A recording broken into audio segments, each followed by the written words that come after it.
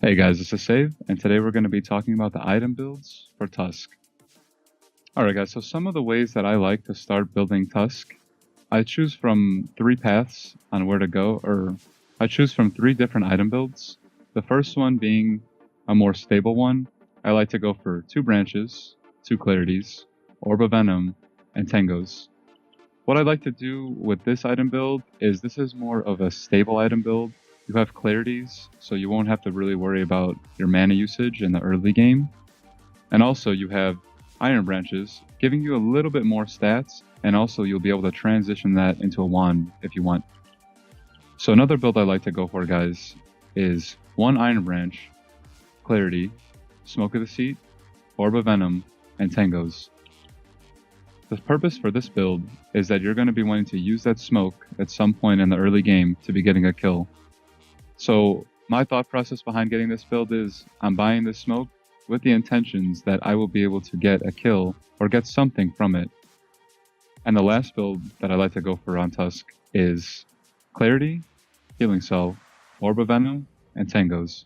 So my ideology behind this item build was inspired from GH's Earth Spirit, and what I've seen him do is he buys a solve in the early stages of the game, and it allows him to really overextend his hero and even put the hero under tower if he wants. Because with the change, we're able to heal with solve under tower. It makes it extremely effective for really trying to muscle out those first early game kills. So when I'm going for a build like this, I already know that I'm going to be going and really overextending my hero. So I'm really going to need to have this solve to keep me alive. I think that Tusk is most viable when played as a position 4, especially getting these starting items I feel is very, very impactful. Although I know that Dota isn't perfect, and I know that you guys trying to play this hero won't always get your lane, and you won't always get to play that perfect position 4. So if you have to make shift and buy a courier, buy a ward or two, you know, that's just fine. But just try to go back for some of the items. I'd always try to keep at least the clarity on me. Some of the other things are more interchangeable, like the salve and the branches and things like that. Although I would really, really try to make sure that you guys get Orb of Venom on this hero. The Orb of Venom I consider is one of the best items to get in the early stages. Way better than boots, I believe. And the reason for this is the hero is already relatively quick, and the fact that his Shard's ability allows you to walk up and close the distance means that you will be able to get a right click off very, very easily. And you know, your whole concept of this hero is you're going to try to run them down. So if you're getting Orb of Venom, you're going to allow your teammates to be able to catch up, and you're also going to be able to hopefully stay on top of the target. So transitioning into the early to mid game, guys, the itemization doesn't really follow too many paths, I think.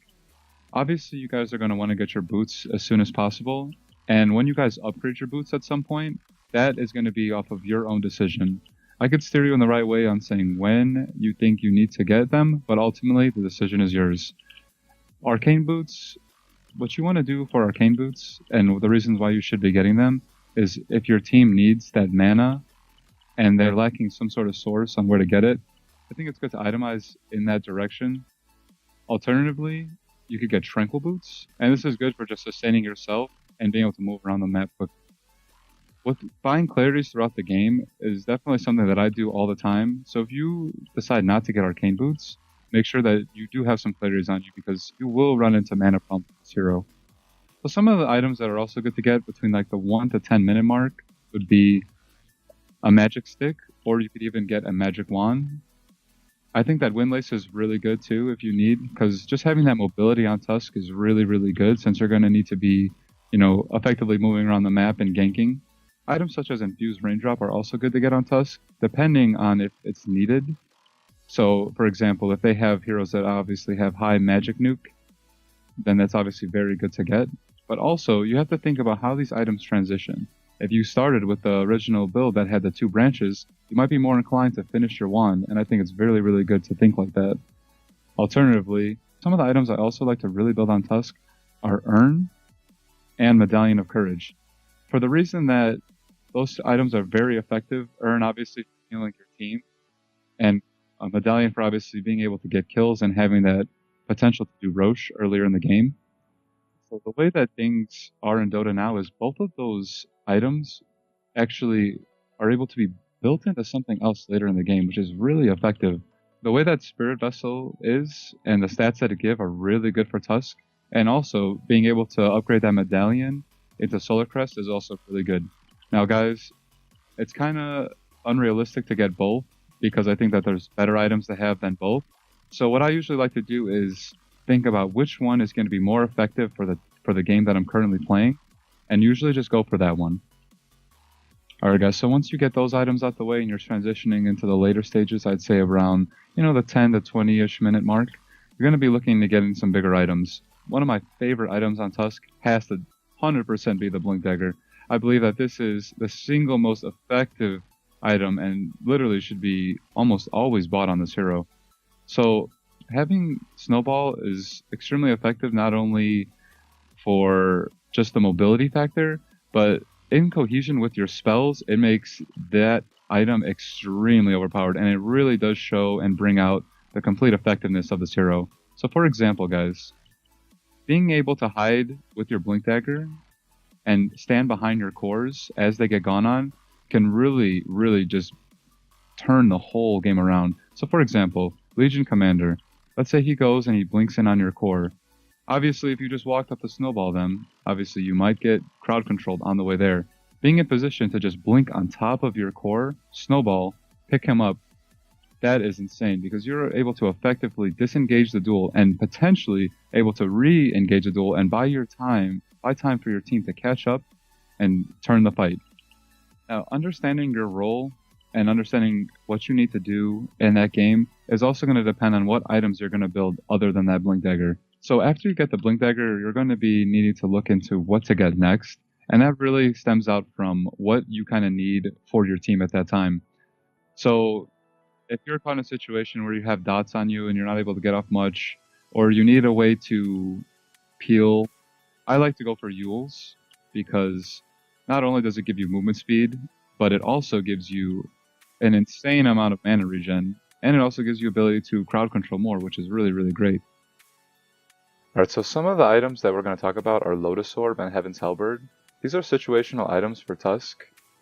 First, we're going to talk about the Lotus Orb. Lotus Orb's a really good item. It just pretty much depends on what heroes they have and what you need to counter with a Lotus Orb. If it seems to be a good game for it, then I definitely go for it. Another good reason Lotus Orb is good for Tusk is the energy booster is built into Lotus Orb, and that's something that you might get with Arcane Boots. So in the mid game, you'll be able to disassemble your Arcane Boots, and it'll make it quicker to build into this item. This item is definitely game winning when applied correctly, but this would have to permit that there's castable spells that need to be reflected, or you need to remove debuffs such as silences on your team. So for example, if there was a Sven on the enemy team, you would be able to reflect the stun if you had the Lotus Orb on the hero that is casted on, and it would just reflect the stun to the Sven, so it's very, very effective. Also, if they have a silencer and he globals or uses just about any of his skills, you're able to Lotus Orb all those debuffs off of yourself or the ally that you apply it to. Alright, so Heaven's Halberd is a situational item that's good in certain circumstances, such as if they have a right clicker in the mid to late game that would get out of control and basically just take over the game in teamfights, you would be able to use the Heaven's Halberd on heroes such as Gyrocopter or Sven to completely mitigate the damage. If used correctly, this item can really, really suppress a lot of damage. So if you ever do get to a point where you have an insane amount of gold and you're going into the later stage of the game, you got to think about what's going to make the most impact for you. Do you need to have a Shadow Blade? Do you need to be able to move around the map undetected and get vision for your team, get information for your team without dying? And that would be also really effective. If you're able to think that you a Aghanim Scepter by kicking heroes out of position, or like let's say they have a Sven, he's 6 slotted, he has BKB, he is a bad man, right? Imagine this, just from one item from you, he blinks in, God Strength, BKBs, and you just blink in and you walrus kick him out. Literally can just win the game off these itemizations and timing and proactive thinking from the hero. So I think that when it comes to itemizations, there's so many ways that work, but I think it's going to come down to experience and your understanding of how to use those items effectively in the draft.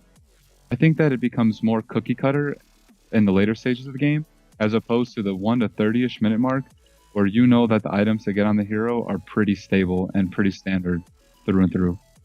You can pretty much build just about anything on this hero and be effective with it, within reason. you should really look to using your creativity for it, I think. And really, as you gain a better understanding of Dota 2 as a whole, you'll be able to try out and experiment more things. Because just because the items I said are good doesn't disqualify the other items to be bad. And what that means is, for some games, for things I didn't mention, like a pipe, for example, or a mech, greaves, things like that, those can all be really effective items too on this hero. But like I said, it's just going to have to lead up to your own creativity and experimentation to find out when those will be good to use.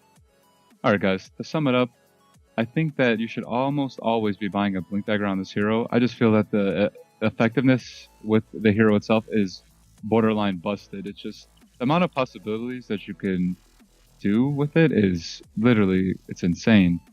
Also, I think that building items, like I said, Medallion, and building things like Urn are really good, but you guys have to remember that building them early is what you're looking for. So if you're going to go into the Urn, you see it as a good opportunity for you to get it, get the raindrop as soon as you can, and then just try to build into it, and then make sure that when you get these sort of items that you're doing things with them. So if you're going to go ahead and go the Medallion route, make sure that you're ganking with it or you're looking to do Rosh with it. And if you're going to get an Urn, try to get a kill so you're able to start racking up some charges. Alright guys, thanks for watching the video. I hope you guys enjoyed. And if you guys have any questions or comments, feel free to leave them below and I'll definitely get back to you.